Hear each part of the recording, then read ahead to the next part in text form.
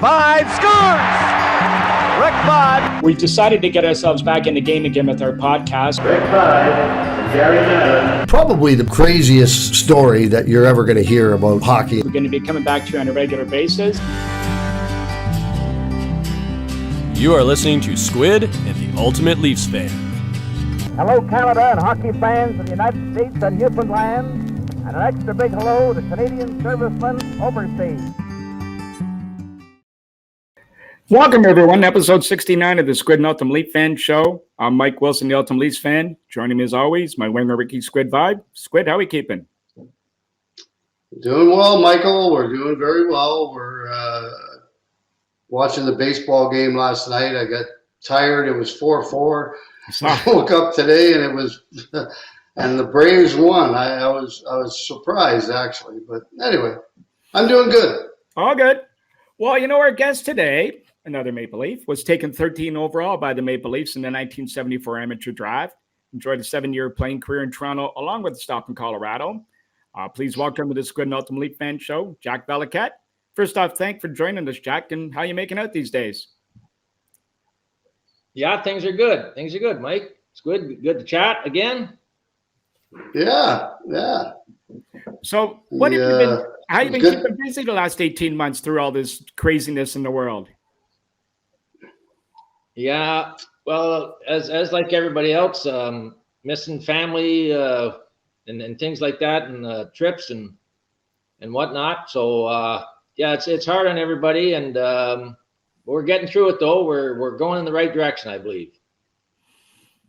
I was going to start, but well, now you're going to be joining Squid playing on the Legends Tour this season at all? Like for someone hockey's starting to get back, he was telling me a little bit of his schedule there just before we came on the air. Yeah, no, my my playing days are over, I believe. It was a fun one. It was a fun run, and traveled all over Canada playing in Leafs events, alumni events, and NHL alumni events, and it was fabulous. But it's catching up to me. So Rick and I were down in London there a couple of weeks ago. And they've got me in coaching duty now. So that tells you right there. Yeah, Jack was coaching. He's I didn't realize he had retired again. I didn't know that. Well, so let's go back to how we got to here today. It was good. It's always good when we do the alumni events and see everything. Well, let's go back to how it all began then. Let's go back to the early part of your career, Jack, and we'll start. You're from Aylmer, Ontario, located in the Lake Erie region. You obviously started playing in an early age, but there must have been some pond hockey in those early days. Yeah, and so I have older brothers, a couple older brothers that used to take me out, and we'd skate on the ponds and all that. But then started playing organized hockey when I was about 6 years old. And moved into town. That was a big thing when we moved into town. I was able to walk to the arena and play my minor hockey in Aylmer. And when I was playing Pee Wee, Bantam, and Midget and that, I was on the ice pretty much every day. And that's a big factor for young players, to all the ice time you can get. So that really helped. Well, Aylmer, I played senior hockey in Aylmer. Yes. When I was playing for the Dundas Real McCoys, we played against Aylmer. Yeah. How'd you do? I can't remember. Well, that means they lost. Now, Jack, you got your resume. I mean, you're a young Maple Leaf when you got drafted, but in 71-72, it shows you played 3 games with Laurentian University. You must have been like 16 or 17. How did that come about?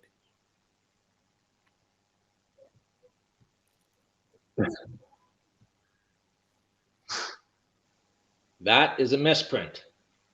And it's funny because there is another Jack or John Valiquette that was actually playing in Sudbury Laurentian at that time. But that's not on my resume, and going to university, and that was not also on my resume. I said, okay. You would have been the smartest Maple Leaf that ever played in the organization, that's for sure. Playing university hockey at 16. That's right. So let's talk about what we really know. And this is, I was really mystified by that. Didn't You work even out stumped, hey, Paul Pascal was even stumped by that. Okay. So that shows you how much of a mystery it was. The next couple of years must have been almost surreal for you. You're playing for St. Mary's, the junior B team. You light it up for those guys. You go to Sault Ste. Marie, big year there. And then within a few months, you're wearing a Maple Leaf jersey, drafted by the Leafs. Like that, was your head spinning through those couple of years? Absolutely. And it's like exactly what you just said, going from junior B to junior A for the Sioux. And that was an incredible year. Here I am, 17, turning 18. They decided to draft 18-year-olds that year, the NHL, because the WHA was rating the junior ranks and taking the house and stuff. So the NHL finally said, okay, we're going to take 18-year-olds. The year before I was drafted, Lanny McDonald, Dennis Potvin, Bob Gainey, all those guys played till they were 19, 20. And then the following year, they started taking 18-year-olds. So it was a whirlwind. And to be honest, and at that time, they did not send juniors back to play junior. And I think that would have really helped my my maturity. I went down, I called up for a couple of weeks, played a game for the Leafs my first year, but for the most part, I was down in Oklahoma City in the Central Hockey League.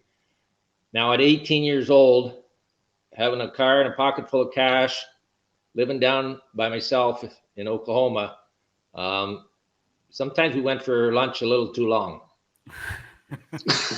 Squid knows all about that. So Jack, obviously you're of the mindset, which I have always said that, if they're not ready, mature wise and physically, go back to junior. And I saw that with Jim Benning and Gary Nyland and a lot of guys when I played. And I always thought, and then people would say to me, well, he's going to be the best player in junior hockey. I said, well, what's wrong with that? You come out, you're the best player in junior hockey, and then you come into the NHL. You're going to have a lot more confidence. And I think you're right. I think absolutely. I think that's something that, should be done more often, or at least should have been back then. Yes. And it would have helped for my maturity. It would have helped. So when we were playing in the Sioux, we had 3 guys in the top 10 scoring and never made the playoffs. So go back and play junior. And then they could have said, okay, Jack, this is your squad now. Let's see how far you can take us. Because every year I just kept moving up from junior B to junior A to the Central Hockey League to the NHL, all within 4 years. Like it's incredible, that journey. But that would have definitely helped go back. And yes, you could say he's already done it. He's won the scoring, but all right, let's see what you can do now. Let's take on a leadership role, which I never did. Mm-hmm. Well, now let's talk about your draft year. The year that you did get drafted as an underage, you were putting up some big numbers. You said 3 guys in the top 10 putting up big numbers. Was there any talk or discussion that you were going to get taken or somebody would take a chance on you? And when you did finally find out the Leafs had selected you, who called and what was the conversation like? Well, there was no actually, Alan Eagleson, there's a story to this. I'm glad we got lots of time because when I was playing junior, all of a sudden there was all these agents were coming in and they wanted to talk to Charlie Simmer and myself. And they said, we're going to take 18-year-olds and such. So anyways, I told Angelo Bambaco, who was the GM at the time, I said, I don't want to see these guys anymore. I'm not sure what I'm going to do or what's going on. I have no idea. So I talked to my parents and we had a lawyer friend who I said, I'll pay you for your time. Find out who's the most powerful, strongest, and honest guy out there. And a week later or so, he called me back and said, Alan Eagleson. Exactly. So Alan Eagleson, of course, as we know, he was representing Bobby Orr and all the best players at that time, or so he thought. And I mean, Bobby Orr, obviously the greatest or one of the greatest. But so then he come up, so he flew up to see me. We had lunch. And this is just an example of how things go. He says, what league do you want to play in? And I said, well, the NHL. And he said, that's right. That's the only league there is. And I'm thinking to myself, I'm not going to say anything. I'm thinking to myself, well, I know the WHA's there because I know guys have gone to play in it. So I don't say anything. It comes up to the draft, and he tells the WHA, don't even draft my clients. They'll never play for you. Now, what kind of bargaining chip is that? Jeez. So it was really surreal. I mean, I did want to play in the NHL, but what harm could have it done to go and play a year or two in the WHA if so, and put some extra cash in my pocket? But that wasn't an option that Alan Eagleson wanted. Wow. Yeah, well, Alan Eagleson wanted everything his way, and I had him too, Jack. And it's funny because I was at my parents were at a dinner at the university where my uncle went, and what's his name? Who's the writer from Montreal? Red Story. Fisher or Red Story. Red Story was there, and they asked him, who would you recommend? And he recommended Al Eagleson. So we got through to him somehow, and he became my agent. He didn't even know who the hell I was when I got drafted. So, I mean, it was kind of like one of those things where, the only guy I ever talked to was Bill Waters. And anyway, it was, Yeah. I mean, everybody knows, what Alan Eagleson, he screwed every hockey player that ever played because he was in cahoots with the owners. Yeah. Yep. So, Jack, after the draft, you get taken by the Leafs. Talk about attending your first camp and then ending up in Oklahoma City. You led the team in scoring. Just talk about that year. Yeah, so it was a good year. Now I'm 18 years old, and I'm playing against men. Before it was junior. So, but the hockey-wise was okay. We played many games, good schedule. We had a pretty good team, made the playoffs. Tiger Williams and Pat Boutet, we were down there. Tiger got called up around Christmas time that year. But a lot of hockey, a lot of good hockey, made the playoffs. Again, there was the issue of not having any guidance other than players that some of them were working hard to get in to the NHL, and some of them had already been or were not destined to go to the NHL. So it was a mixed bag. Oklahoma City, I mean, we had a nice facility in that, but again, the leadership role or that part, the mentoring part, wasn't really there. Well, you mentioned Tiger Williams. So what was an early age Tiger Williams like back in those days when you met him? And you would end up with Pat Boutet and him being part of the Brat line a few years later. But your first impressions of this character from out west? He was a Tasmanian devil right from the get-go. I mean, he just was a whirlwind. And on the ice, I'll tell you a quick story on the ice. So there he is, yeah, on the ice. So the first time we're going to play, Denver was in the Central League back then, and it was St. Louis's farm team. And they had Gassoff and Wensick and a bunch of guys that, were fighters. Anyways, Tiger's all charged up. He's going to play against, we're all playing against these guys. And we go for lunch, and we're going to have soup. He says, what's in the soup? Clam chowder. Well, is there clams in it? Well, clams, no shrimp or anything, because he's allergic to crustaceans or such. Why he even had it to start with, I don't know. Well, I'll have some. Well, he wasn't halfway done the soup, and he swelled up, and he couldn't hardly breathe. He had to go to the hospital like this, and he couldn't play that night. He was so disappointed, but everything popped up like this. So, and they had a tough squad, but that was just one example. He was charged up, and but Tiger was a great teammate. Tiger was a very good teammate, and especially in that era. He was a good family man, still is, and a good friend. Playing with Tiger, and then of course when you're in the NHL and you're going into places like Boston and Philadelphia and such, at that time you really knew who your teammates were and who had your back. Well, I mean, back then, hold on. you go. You had a tough guy from PEI on your club as well, did you not? We did. I can't remember his name. Yes, that's it. That's what it is. Yeah. Alfie was there too. Yeah, I remember because I remember people telling me that it was between him and Tiger who was going to get called up, and Tiger was the younger of the two, so that's why he ended up getting called up instead of Alfie. And of course, people in PEI were disappointed, but I mean, if you're a Maple Leaf fan, I think they got the right guy with Tiger. Yeah, that sounds like it. Well, Jack, what about some of the other guys? Oh, I was going to ask you about some of the off-ice incidents. Like you're talking about some of the funny things with Tiger. What about some of the other characters in that team, like Ian Turnbull, who was there with you guys, and also even Eddie Shack for a bit? Yeah.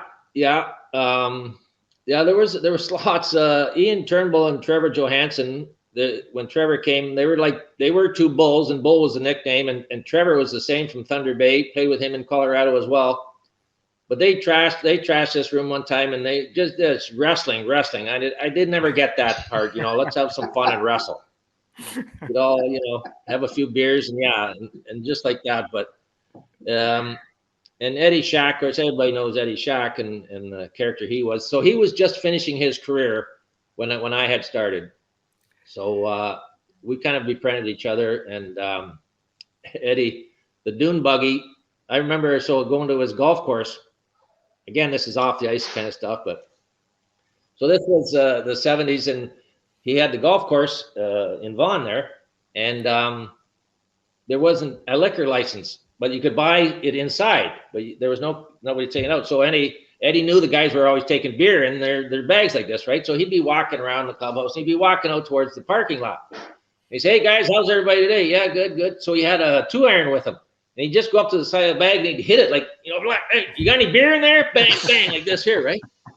Oh, geez! And all of a sudden you see 6 or 7 guys skirting back to their cars like this. Oh, geez, you want your beer? He says, "Get it inside."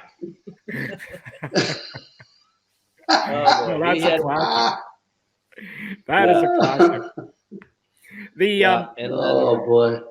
So you get called up on your first game with the Leafs. Walk us through that day for you. Again, 2 years removed almost from playing Junior B hockey. Junior B, yeah. So the very first, I get called up and go into Long Island to play, and there's Normie Allman, Davey Keon, Sitt. I'm thinking Sitt was there, but I'm not sure. He might have been injured. Maybe that's why they called me up. But in Long Island, and they had a very good team. Played really limited amount of ice time. It didn't do very much. And then the next game we're going home to Toronto to play Philadelphia. Now I'm getting jacked up for this one because everybody knows the Broad Street Bullies like that. Yeah. I go walk in the dressing room, and Joe Scroll, the trainer, I'm looking for my sweater. He says, "Sorry, Jack." He says, "You're not playing." I went, "Oh, jeez." So, and then a few days later, I got sent back. But then, and then finally the following year, I made it up to the Leafs and stayed just before Christmas. Yeah. Well, what was camp like? Your first full camp in Toronto, Jack, with all the crazy guys that were around at that time in Toronto and so on, and that sort of thing. It must have been a little bit surreal, I guess, at a tender age of 18, 19 years old. Very much so. It was they had a military chap who would run the off-ice stuff, and we'd go up and down the stairs, and they had the military. I'm trying to think of his name. I don't know if you remember, Rick, or not. I can't remember his name. Yeah. But he would run us through these here military towns. We go through these here reps and up and down and do all this.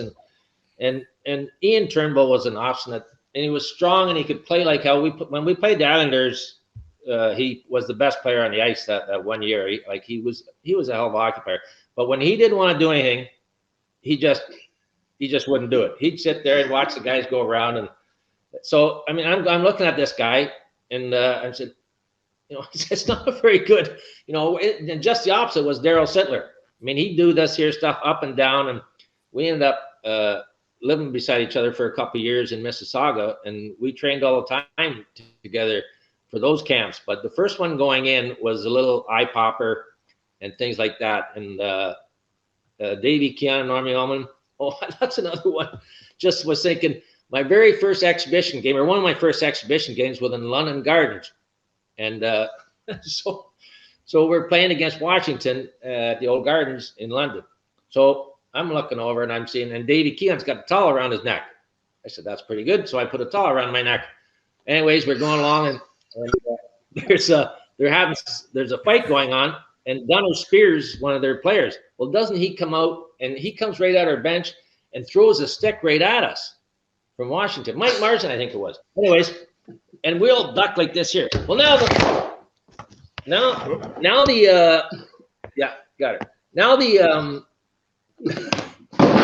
everything's falling. Now we're jumping on the ice because there's a brawl. And don't I jump on the ice and I stepped on the towel and right on my ass. So that was the last time I put a towel around my neck. But, well, let's talk about your second year. The second year you split between Oklahoma and Toronto, but you played 10 playoff games, very memorable playoff games with the Leafs. I like it. There's so much. That year was full of excitement, drama, history. Let's start with the Sittler 10-point night.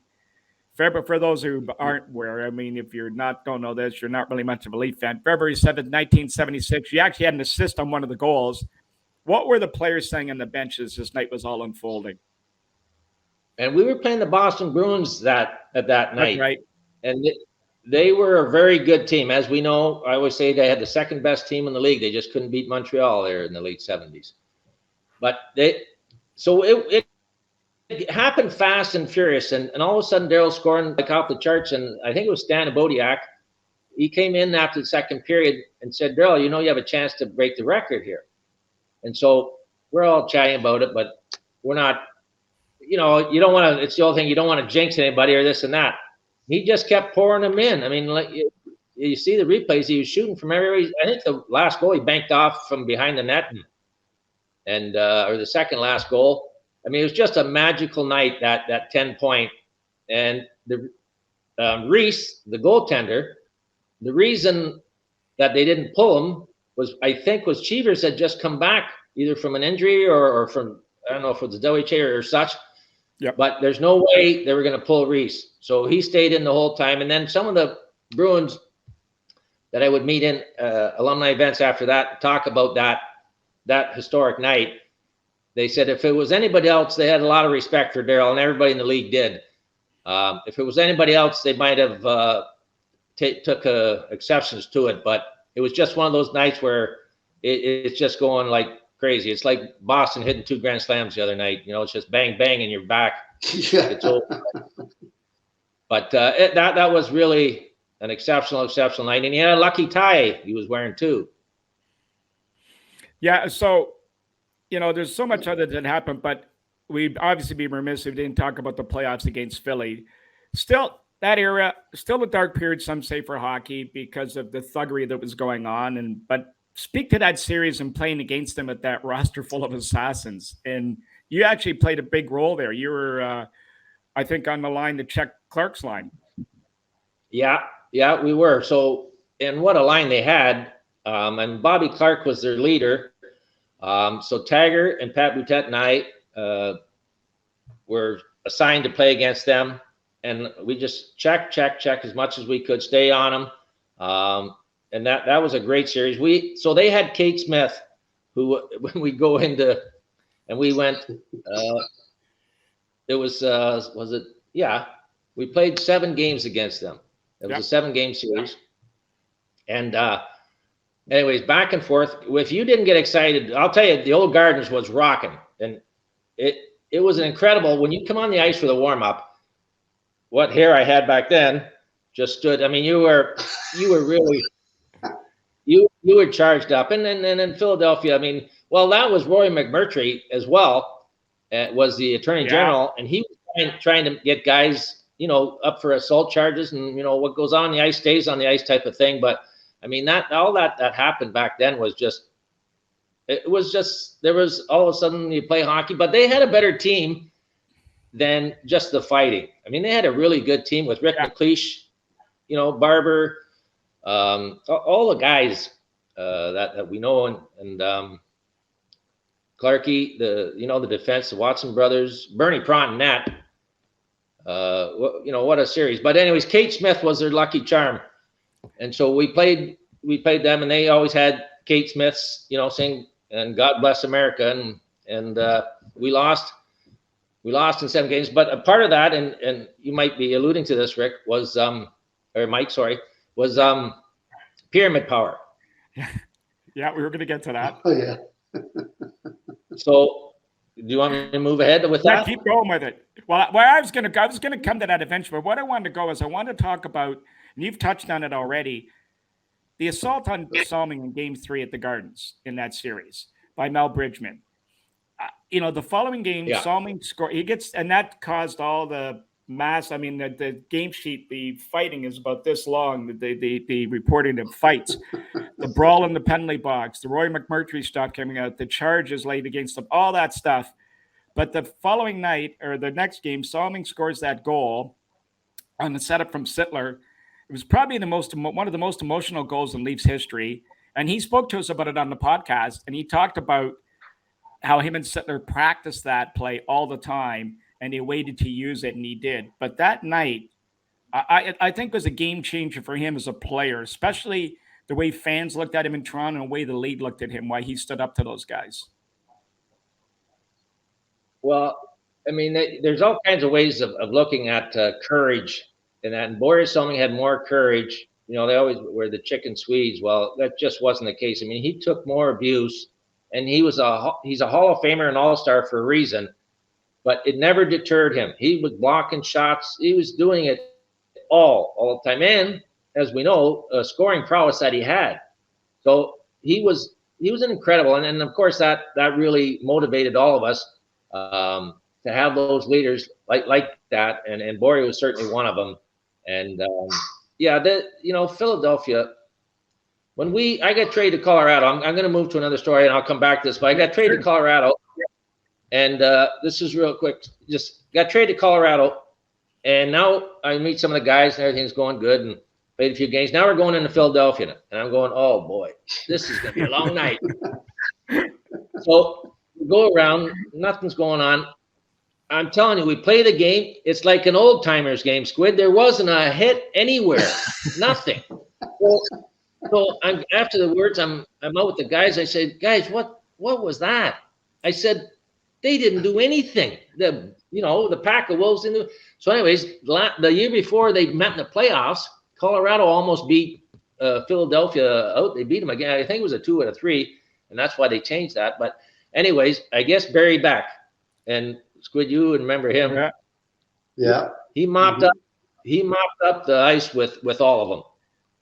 So it was really, really something. And then, so he signed a terrible contract, and we're going back to Philly at the end of the year, and I get to know Bubba a little bit better. And he says, Jack, he says, I'm not playing tonight. We're flying into Philly. I said, what? He says, no, they don't want to renegotiate. I got a terrible deal. He says, I'll show them what I'm worth.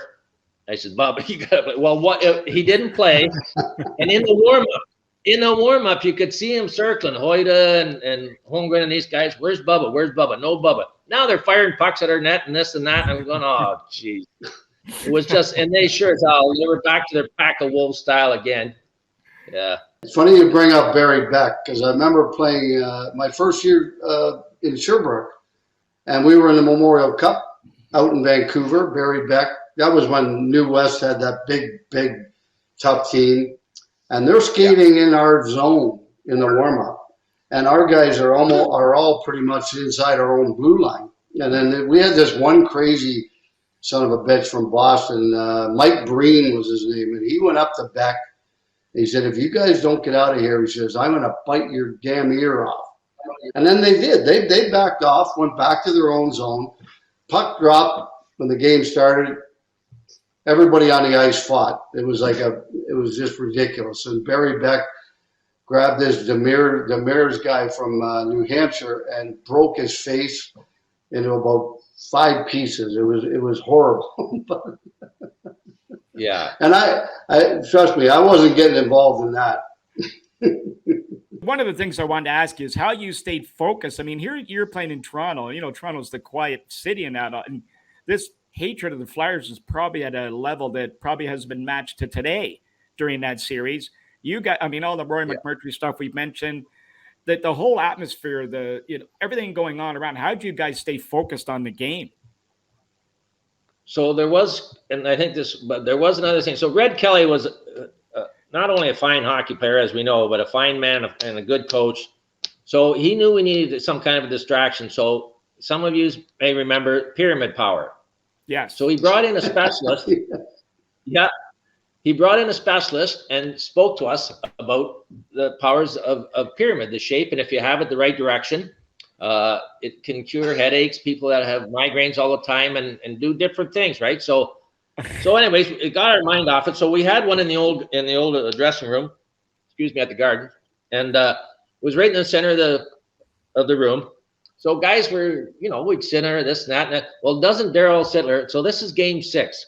Yeah. Darryl Sittler sits under it. And he's got 5 or 6 sticks and he takes them up like this here. And everybody's doing the same, standing there. And what's going to happen? Well, that night, Darryl Sittler scores 5 goals in a playoff game. That's to right. tie Rocket Richard for 5 goals in a playoff game. And we won. So now we're going back game 7 right in Philly. And we got a real good chance, right? That's what we're thinking. So anyways, well, we packed the pyramid. The pyramid's come with us, that's for sure. So there we go. We're off. They got Kate Smith and we got pyramid power.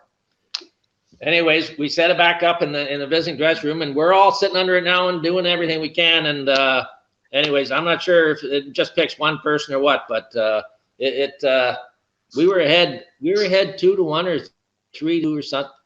I think we lost 7-2 or 3 in game 7.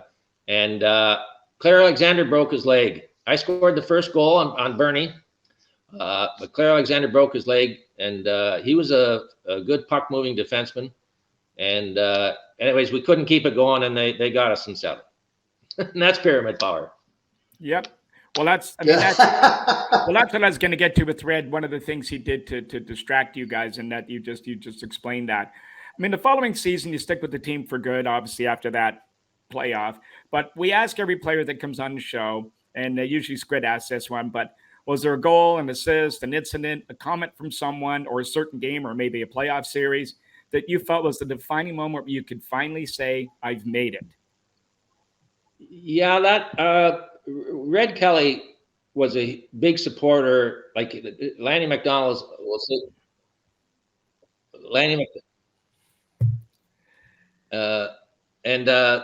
so he was a big supporter. So that playoff series was huge. Unfortunately, right after that series, Red Kelly got fired that summer, and Roger Nielsen came in. But playing against Bobby Clark and being able to do the job certainly helped. But I think I got my confidence. I think I had 15 goals. No, 10 and 23, 33 points or something in that half a year. And holy cow, look at that head of hair. Stepping stone and then knowing I'm coming back and being part of the team was very important. Yeah. Look at that head of hair. See? It happens. One of the things I loved that you talked about was Boria, because I got to play with Boria for 7 years, and I got to agree that, toughness comes in different ways, and obviously Boria had it. But the funniest thing for me with Boria was when I got traded to Toronto, I go into the dressing room and they have my equipment hanging, and I've got Ronnie Ellis on this side and I've got Boria on that side. So it was like a cartoon where you got the devil on one side and the angel on the other side, and you're on which way do I go? Unfortunately, I went a little bit more towards Boria's side than Ronnie's. But I tell you what, I mean, he was a fantastic player, but he played his tail off too. I mean, as you said, toughness comes in a lot of different ways, and Boria was certainly one of the toughest guys that I ever played with. Yeah. And to your point, I think we had this as well. So when I first got to the Leafs, I had Inge Hammerstrom on one side and Jim McKenney on the other. Same idea. And Inge Hammerstrom was a fine hockey player too. It was just a bad era for him. He didn't want any part of this and that. So, and Jim McKenney, we know Jim McKenney's story and what a great guy he is. But like you say, I often leaned to the left instead of the right. Well, I mean, after a couple of years, you just can't seem to make that to the next level. And the words every player hates to hear, you get in 1978 that you've been moved. Take us through that day and how it all happened. And you end up in Colorado. Yeah. So, and it's kind of odd. So we were just starting the season, and I didn't dress against Colorado one game. And I think it was first 5 or 6 games. So I kind of thought, okay, well, there's something going on here. And I wasn't traded that day, but the following week, I get traded to Colorado, and Jim Gregory called me in and said, "Jack, yeah, we're moving you." And okay, so it's a shock. The biggest thing is all the teammate, the friendships you have on your team, and saying, and I mean, it happens all the time, but when it happens to you the first time it happens to you, and you're being traded. It's a shock. I'm going to a whole country. I didn't know anybody in Colorado. It turns out that it's a fabulous place. The timing there was not very, very good. The football team was fabulous, but hockey wasn't ready. They had a Western team there, and in the Central League, like I said, and university hockey has always been strong there. But the following for the Rockies was not very strong. So, but yeah, it was a little bit, and saying goodbye to, Lanny and Darryl and Tagger and Patty and all the guys. It was a little tough, and everybody wishes each other well and that. But yeah, that was a bit traumatic. But one of the things about you was apparently you had size. I don't think there's been a Toronto center since Austin Matthews was 6'2". Instead of maybe one of the, Nikki Antropov. But, you played center, you could score, but skating wasn't your thing. You were a little bit slow on the feet. But once in Colorado, you made a change to your skates, I read. It seemed to help you and gave you a little bit more spot. What did you do? So that was Don Cherry. So that was my second year in Colorado. That was my second year in Colorado, and so that summer before we started camp, we find out that they've hired Don Cherry. So we're thinking, wow, that's really excellent for us because he's a known coach and that. So we started training camp, and everybody's excited to have Don Cherry there and new face, and his camp's a little bit different. Anyways, where camp breaks. And just before the end of the first practice, after the team selected, he says, "Oh, by the way, guys, this is Graves talking." Don Cherry says one thing. He says, "I never check for curfew." And so Kevin Morrison and I, he's East Coaster. I don't know if you know Kevin or not. So Kevin Morrison and I are in where we usually are, and we both look, "Isn't this great?" So it starts like that. But you know what happened? I'm telling you. And so how he finished it off was, he says, "You never know when I might be out having a beer as well." And he says, "I like to have a beer. And I do it quite often. But he says, if I catch you out after curfew," he says, "I'll cut your heart out and bury you in the minors." And we're going, "Oh, geez, find me anything. Don't, I don't want to go to the minors." There wasn't one guy broke curfew. Not one guy broke curfew until Bobby Smots gets traded to us. So it's in either late January, early February, and Bobby Smots, and we're in Atlanta. and we're all sitting. We just had a bite to eat. We're sitting around. We're getting, so it's 10:30, 11:15. Okay, let's go. So Smachi says, "Where's everybody going?" And so he said, "Well, it's curfew." He said, "Grayskin didn't give you that shit about cutting your heart out and burying the miners, did he?" We said, "Yeah."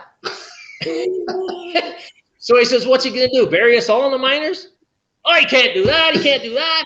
So he takes an hour, another half hour, or whatever, right? So next morning, Grace, "Smachi, yes, I have a bench." He said, "You didn't die." He said, "I had them all like that." But he said that at every camp. But nobody broke curfew. Yeah, boy. So, Oh boy, that's good. That's a good one. And then getting back to the skates. Sorry, I keep moving. I know. No, that's okay, Jack. Keep going. It's good. So Grapes. So I started off. It's not going too well. And Grapes, he says, "I expect more of you, Jack." He says, "Your skates." He says, "I was wearing these Lang skates, and I wore them at hockey schools, and so they're really comfortable. But apparently they don't perform too well." So, anyways, he said, "Get back to your bowers." And I said, "No, I like these. Get back to your bowers." So finally, I had enough, and sure enough, I get back to the bowers, and I get back on track. But before I got, the last time I wore my Langs, I fell right in front of our bench. And Grape says, "Get off the ice." He says, "You look like a Clydesdale." And well, that was it. So I did, and he said it right in front, like they didn't hold any, Anyways, that was it. And I put the old skates on, and I took off from there, and I was player of the month for the Rockies, and getting back on the scoring sheet. So that, yeah, you don't want to be compared to a Clydesdale. It's bad enough you're not a very good skater. Well, I mean, while you're talking about Cherry, first off, your relationship with him personally, and I also want to know, and I know Squid has a view on him, but don't get me going on that yet. I know. That's why I'm going to leave this one open here. Was he actually, your relationship with him, Jack, and also, was he a good coach or a better salesman / motivator who could work the media, the fans, and even the players into thinking everything was great? The old line, bullshit baffles brains. I always say he's exactly what you see on TV. He's all heart, all Canadian, and a little bit of BS. Yeah. Maybe a little bit more in showmanship. So I think Mike, you hit it right on the head there. His idea of a good breakout was the defenseman fires around the boards and the winger knocks the defenseman down. You're out. So, but motivational wise, the first time we went into Boston, he says I want to win this so bad. Harry Sinden. Anyways, we ended up playing, and it was a great game. We ended up winning, and the last minute and a half for that, Grapes calls a timeout because there's a face-off, and that anyways, you could see Harry coming down. He was I think we were ahead by a goal, and we were scoring empty net, 4-3, 5-3, something like that. And Harry's coming storming down like this, and Grapes is standing on the bench in his suit like this, and all the cameras are, he's doing this here when, taking it all in. But he could motivate guys, and guys wanted to play for him. And like every coach, there was a lot of guys that did not like him. You don't get the ice time. It doesn't matter who. I mean, I don't know. I never heard anybody say a bad word about Red Kelly, but most coaches don't have everybody on the same wave. But no, I'd say that's a pretty good. I mean, the showmanship. I mean, I always say I'm part of the reason he was at coach's corner. We were so bad he never coached again. He only had 1 year. So he signed a 3-year deal, and he has 1 year. So yeah. Oh yeah, I signed a 3-year deal with him with the Ice Dogs, and I only got 1 year too. But you're absolutely right. I remember. He was a very difficult guy to work for. There's no question about that. But they had traded in the summer before I got hired, before I took the job, that they got a defenseman up from Kitchener, I think it was, and very, very slow of foot. But he always loved to throw the puck off the glass. And you know how Grapes loved the defenseman who threw the puck off the glass and got it out of the zone. So anyway, he comes to me before Christmas. He says, I want you to play this guy. And I said, well, are you asking me or are you telling me? And he thought for a minute, and he's sitting there, and he goes, well, actually, I'm telling you. I said, okay. So I played the hell out of this guy. I think it was a minus 24 in 3 or 4 games. Never played him the rest of the year, and I didn't hear another word about him from Don. So that was the only way that you were going to prove to him that, you know, you were right in not playing the individual, but he wasn't going to listen to you any other way. Yeah, you know, he was. So there's a lot happened in 1 year. So we're a bottom place team. So we're playing Hartford. Hartford's coming into Colorado. So Hartford's like us, not a very good team. So that morning, Grapes brings Blue in to the dressing room. So everybody wants to pet Blue. Oh, nice doggy, nice doggy. Not that good looking, right? But a nice doggy, yeah, like this here. And everybody wants to make friends. You know, that's Blue. That's Don's baby, right? So okay, like that. So anyways, we go out for a skate, and Don puts Blue in his office. Well, a Hartford reporter comes into our dressing room, unbeknownst to us. We were on the ice. And he asks our trainer, Toby, he says, hey, Toby, is Grapes around? So Toby says, check his office. So we go like this. Out comes Blue and just tears into him and grabs his leg, and he jumps up on a chair like this and rips his pants. And Toby's not going to do anything, right? So he yells off the ice, come on, get your dog here. And so anyways, he apologizes like crazy and takes Blue and puts him back in the office like this. That night, right in Colorado, we get hammered 7-2 or 7-3 in our own building. Next day, the headlines in the paper was, wish players had heart of Blue. And told the story. Yeah. Oh, well, maybe, I don't know if there was a story told to us that was confirmed by Lanny McDonald that when you guys were in Colorado one night, you guys did stay in, and you guys were in somebody's room with a bunch of beer, and there was a drinking contest going on. And apparently Grapes was walking down the hall to his room and stuck his head in the door, and McDonald was in the finals against somebody and beat him in a chugging contest. And he walked away muttering his head, I know we got to be bad when your best player's your best drinker. That's true. That's true, but that Lanny could open up that gullet and down it would go. And Kevin Morrison, but I think it was Kevin Morrison who he was drinking against. So Kevin says, well, if you want to turn this into a 24-hour session, we'll see who's standing last. You know what's funny is that Kevin Morrison, I believe he's from Cape Breton, and if I'm not mistaken, I think his nickname was Squid as well. Yeah. And he was a defenseman, correct? Yeah. Good guy. I never met a bad. Yeah. Okay. I never met a bad. How would he get the name Squid? He had it well before I did, and I think that's how Brof, who yelled at me and yelled Squid, he was thinking of Morrison, and that's why he said Squid. So because he had played in the WHA as well, I believe. Okay. And so Brof knew him, and both from Nova Scotia, and he yelled Squid at me, but I think he was thinking of Kevin. Yeah. Funny how things happen. What happened the third year in Colorado? You had some good players, Lanny, Ramage, Joel Quenneville, McKechnie, all those guys. The coaching change is what affected you? Yeah, very much so. McMillan comes in from the Islanders, and like for Grapes, I had lots of ice time, but new coach comes in and makes some changes and doesn't like this guy. So it was very disappointing. And so I get sent down, I get waived through the league.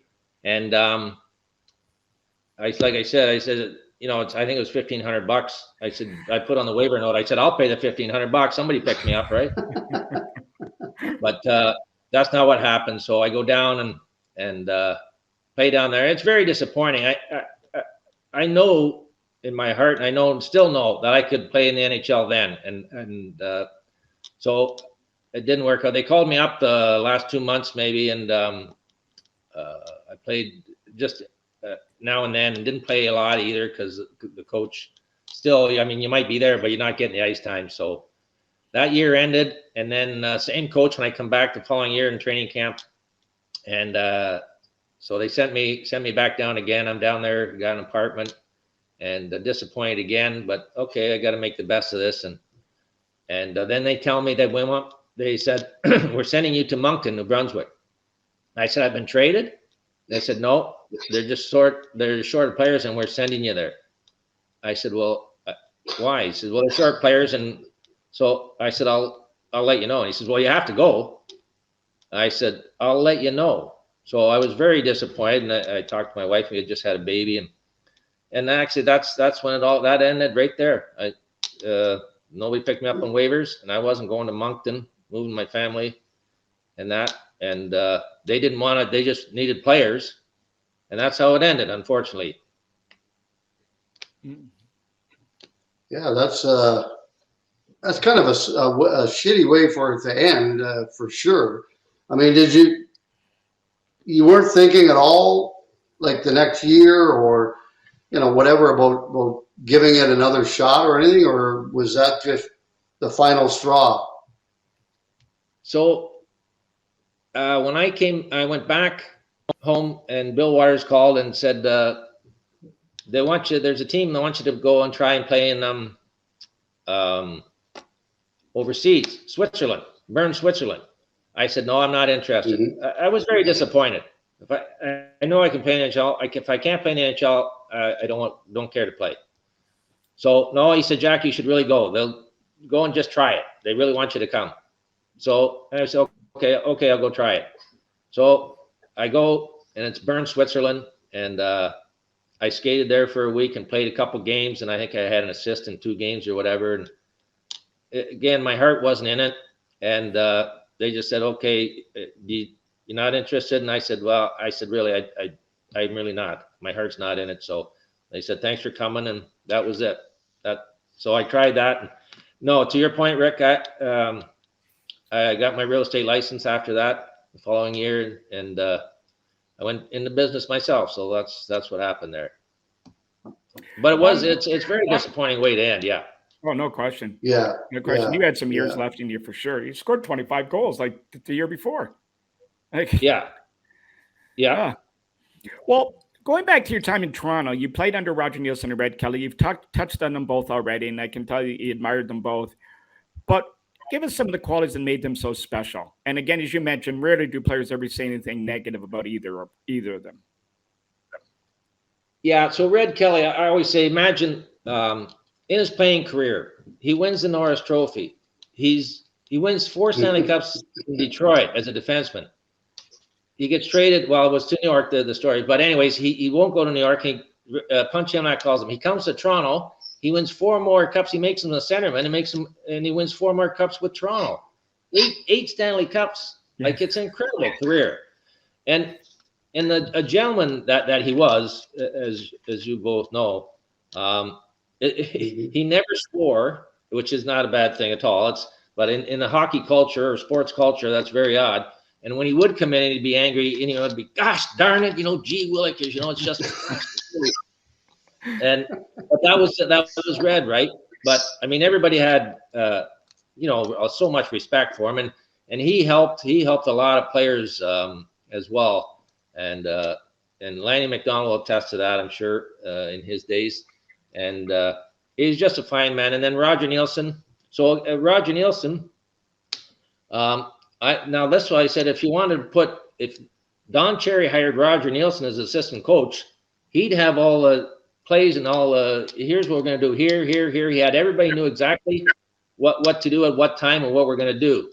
But Roger Neilson, he wasn't too keen on family matters and this and that. It was just all hockey, and that's why he was so good at. He was so just state like this and watch the films and just concentrate so much on hockey. But there's other things, as we know, off the ice and when you have a family and such. But two fine men, two good coaches, as we know. You go from the emotional high and down of playing against the Flyers and all that craziness that went on at that time to a couple of years playing against the Islanders under Roger. And in 78, What did he do to make you guys win, especially after losing arguably your best player in Borja Salmi? That was an unbelievable series. Mm-hmm. Yeah, it sure was. So when Borja got hurt, and he was the stalwart of the defense, it just seemed Ian just picked up his game. He said he played fantastic. He played his best hockey of his career. Roger just said, like, I think it was when Freddie Shearer was coaching Philadelphia on Bobby Orr, he said, finish your check on Bobby Orr. Just don't let him give and go. And so when we were playing the Islanders, that's everybody just finish your check. Don't let these guys get back into play. And of course, we know how good they turned out to be. They won 4 in a row.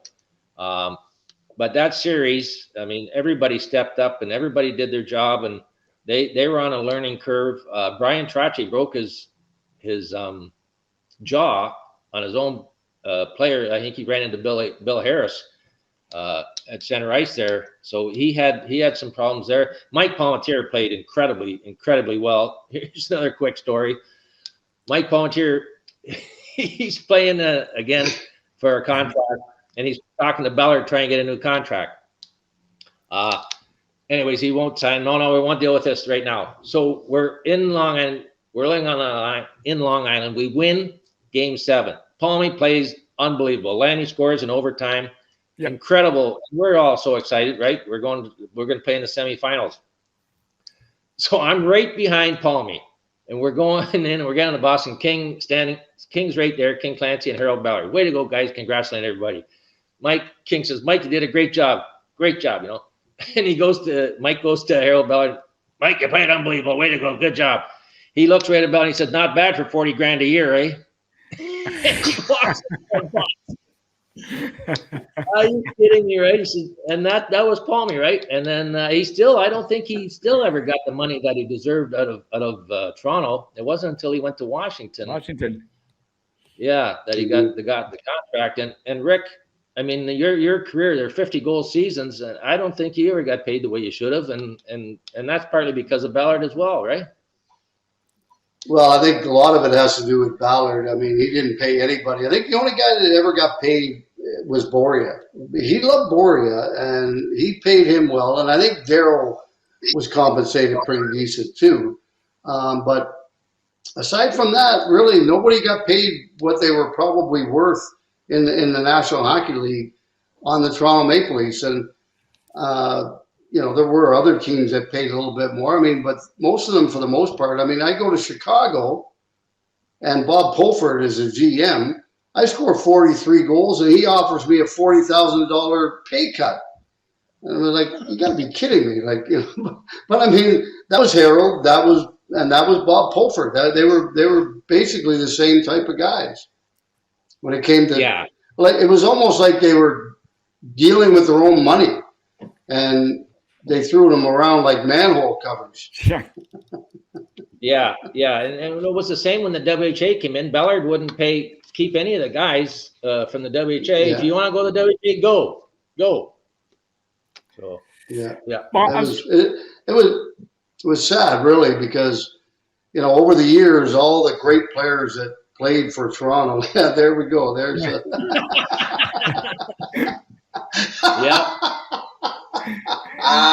Oh, there he is. Oh my God, that is priceless.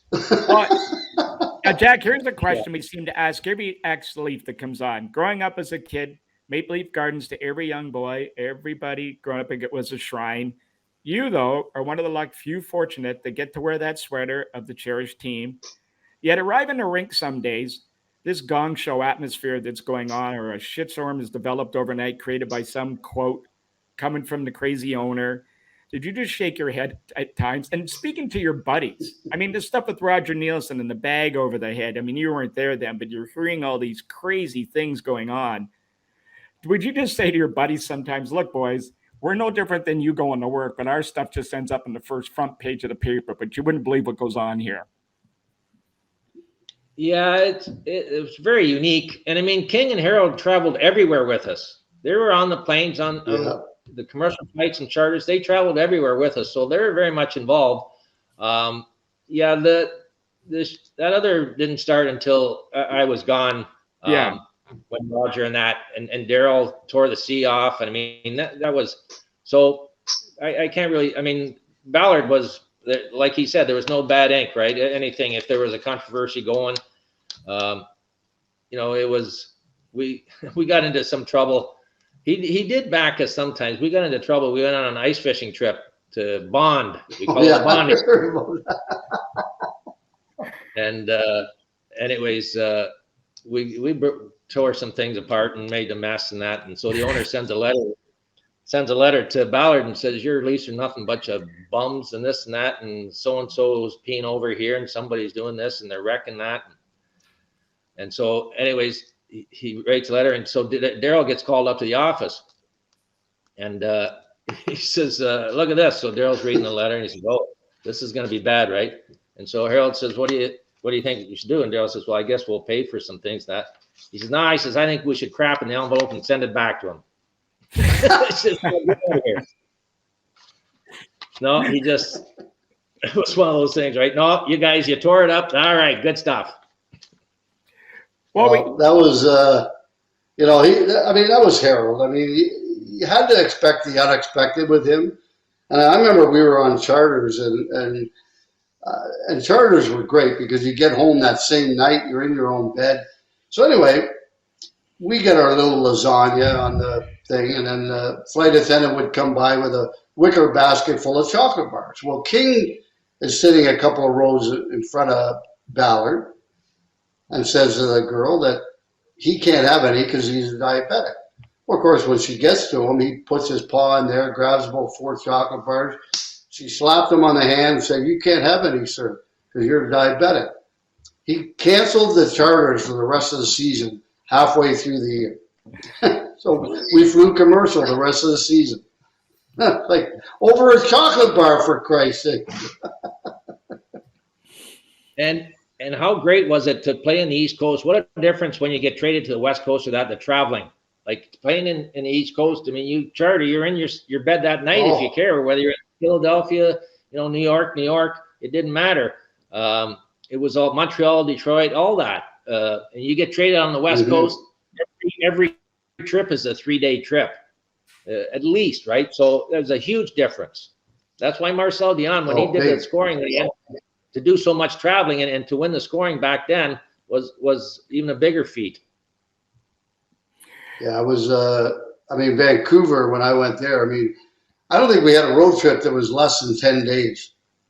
When we left, we were gone for 10 to 14 days, pretty much every single trip. And, it was tough. It wasn't easy. And then you go to the East Coast and you get traded to Toronto. And like you said, you're playing in Pittsburgh and then you're home in your bed by 2 o'clock in the morning. Boy, oh boy, that's great. Yeah, huge difference. Huge difference, that's for sure. So we're just got a couple minutes left, Jack, and we can't thank you enough for joining us today. The funniest guy, we get to the humorous kind of part here now. It sounds like you've got a few stories. The funniest guy, which is usually the prankster, any you can share with us that you saw over your years?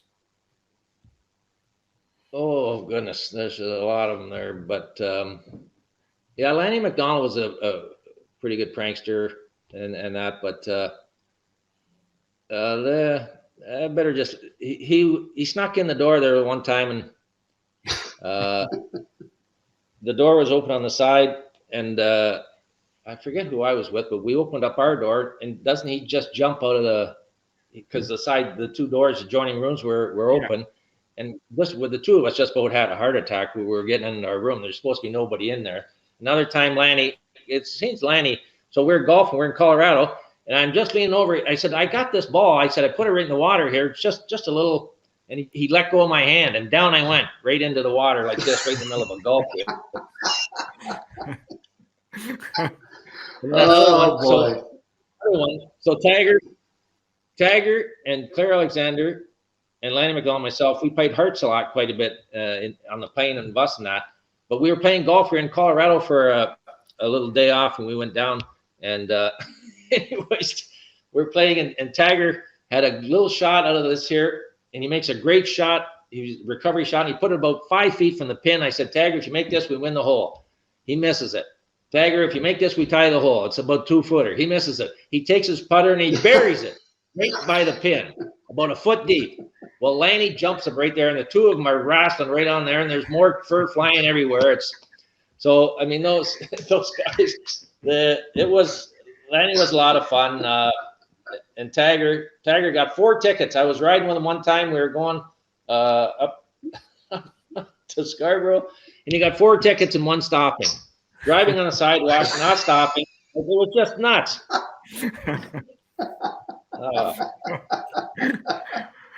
Well, I got to tell you, it's funny you brought that up about the hotel room. Because I remember I went to the World Championships, and I can't remember if it was Prague or Helsinki. Bernie Nichols was on the team. So I didn't know Bernie very well, and Bernie didn't drink, although sometimes you would think he was drinking the way he acted. But anyway, what he would do, he would get your key from the desk somehow. I don't know how the hell he did it yet. And then after the pregame meal, the first thing you do is go back to your room, and you usually go to the bathroom and whatever. Well, he would get there first and get in the shower and close the shower curtain. So you're just settling in on the throne, and all of a sudden he would open up and go and scream. And I swear to God, I almost had a heart attack when he did that to me. And because I was alone. There was an odd number, and I had my own room. Because I snored, obviously, and oh my God, I swear to God, like I thought I was going to die. That's how bad that was. But those are some of the better ones, I think, that I've ever experienced. Anyway. Yeah.